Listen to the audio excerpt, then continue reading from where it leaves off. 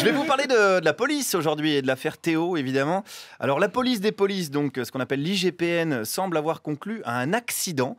On l'a appris ce matin. Et d'ailleurs, on le redit aux jeunes, arrêtez de vous asseoir sur des matraques. Non, mais c'est pénible. Alors, Théo risque d'être mis en examen pour dégradation de biens publics. Mais malgré tout, je souhaiterais quand même aujourd'hui apaiser les tensions. Parce que je pense qu'il y a un manque de compréhension, tout simplement, entre d'un côté la police française et de l'autre côté la jeunesse en particulier. Notamment quand ils disent nique la police. Voilà, je rappelle, c'est une métaphore. Voilà, non, mais je le dis aux policiers. Pareil, quand on dit police de proximité, attention, des fois c'est trop près. Voilà, il y a des nuances. On est là pour se comprendre, apaisons les choses. Tous les policiers sont pas à mettre dans le même sac. Il y en a des biens, comme on dit. Ça me coûte de dire ça, mais je suis là pour apaiser aujourd'hui. Et je suis allé à la rencontre des Français ce matin dans un souci de retrouver la paix sociale. Alors, première tentative. Et pour moi, si le gars il avait rien à se reprocher, il n'aurait pas été mis par terre. Hein? Ah ouais? Ben bien sûr. Pourquoi il a été mis par terre? Donc il est forcément coupable s'il a été mis par terre? Pour moi, il a des choses à se reprocher. Comment vous savez ça? Comment je sais ça? Ben, pourquoi les flics ils l'ont ceinturé? Ben, je sais pas, mais vous avez l'air de savoir du coup. Non, mais moi je dis ce que je pense, quoi. Mais vous avez bien raison, jeune homme, et ça m'intéresse beaucoup d'ailleurs. C'est vrai, après tout, si Théo a été plaqué au sol, c'est qu'il avait fait quelque chose. Déjà, il est noir. Et ça, on sait, c'est une première provocation. C'est pas Monsieur Dibongo que je vais l'apprendre, qui nous agresse avec sa couleur de peau depuis le début. On sait que André va régulièrement au Point Soleil, dans un but hostile également. Voilà, heureusement qu'il y a Clara, dont le grain de peau ferait passer un cachet d'aspirine pour la compagnie créole. Mais bon, sinon, cette émission, c'est n'importe quoi. Alors, comme ce que pense ce jeune homme est tout de même très intéressant, j'ai poursuivi la discussion. Faut arrêter le délire, faut arrêter. Comment on peut croire qu'un flic il rentre une matraque dans les fesses d'un mec? Moi, j'y crois pas une seconde.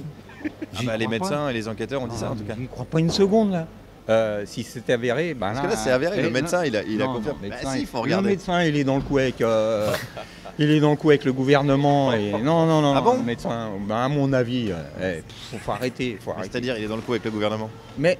Pour couvrir, pour apaiser le truc. Ah, pas con. C'est pas con. Stratégie du gouvernement.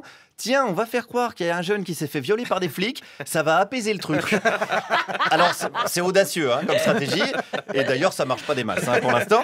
Mais continuons à apaiser et à chercher des raisons, des explications à cette agression barbare. J'en ai peut-être trouvé une. L'oisiveté des jeunes. En fait, le vrai problème, il est là.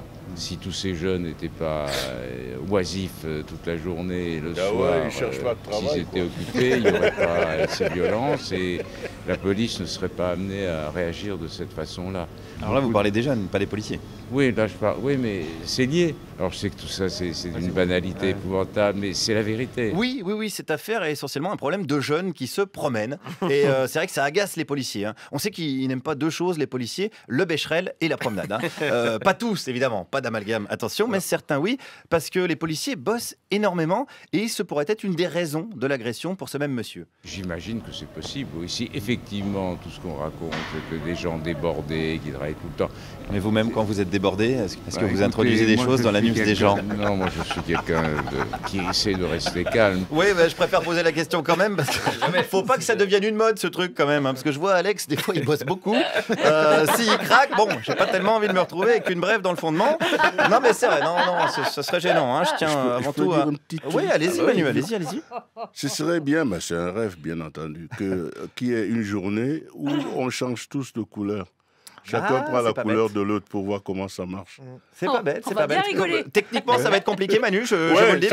Je suis d'accord avec toi, mais c'est un rêve. Il y a un film John Travolta qui s'appelle White Man. Oui, je connais. Mais j'aimerais que... Enfin, bon... Mais métissons-nous déjà, commençons à faire l'amour avec des personnes de couleur opposée. André a déjà commencé d'ailleurs le métissage.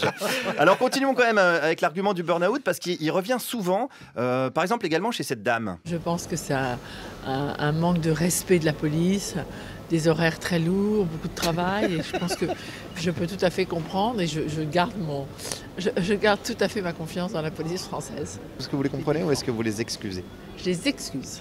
Ah, vous les excusez carrément? Ouais. Donc vous plaideriez la relaxe pour ce policier? Oui. Ah ouais? Ouais, bah ça va, on est là pour apaiser, c'est cool, voilà. D'ailleurs, il faut se rappeler, est-ce qu'on n'a pas été trop injuste avec Guy Georges également, qui bossait énormément, hein. C'est un mec qui était un fou de boulot. Ils auraient pu plaider le burn-out à l'époque, hein. Ils n'y ont pas pensé, mais c'était une thèse, quoi, hein. Voilà, hein, ou la thèse de l'accident. D'ailleurs, continuons avec cette thèse. Oh, c'est un accident, c'est un incident, c'est un accident, c'est une erreur, c'est tout ce qu'on veut. Bon, c'est une anomalie dans la police. Une matraque dans l'anus insérée de 10 cm, c'est un accident ? Bon, on est pris dans une espèce d'ambiance, on se défend comme on peut. Pour se défendre, la meilleure défense, c'est l'attaque. Eh ben oui, oui, on veut se défendre, on attaque, c'est classique. 10 cm, Manu, il faut vous faire visuellement. Non, mais c'est vrai, la défense et l'attaque, c'est très connu. Hein, moi, je suis pareil. Moi, je suis végétarien, j'attaque à coups de tofu. Bon, les flics, c'est à coups de tonfa, vous voyez. Non, mais c'est pareil, quasi. Hein. Puis d'abord, on pose beaucoup trop de questions sur la police. Il ne faut pas parler de la police en ce moment.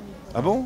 Oui, c'est une mauvaise question, parce qu'on profite de l'incident d'Aulnay-sous-Bois pour questionner. C'est pas le moment de questionner la police. Mais moi, je savais pas qu'il fallait pas parler de la police en ce moment, je croyais que c'était l'inverse. Non. Oh, bah désolé, je suis désolé, j'étais pas au courant. Et ben je vais m'arrêter là. Voilà, je suis désolé pour Théo, pour la famille d'Adama Traoré, de Rémi Fraisse, enfin de toutes et de toutes les autres. Bref, pour toutes les familles, les victimes et de la violence subventionnée, quoi. Mais merci Guillaume. Je vous en prie, je savais pas que j'avais pas le droit d'en parler. Dire quand même que vous les avez trouvés facilement ou pas aujourd'hui ? Oui, un petit peu trop facilement. D'accord. Ah, une fois de plus. Ouais.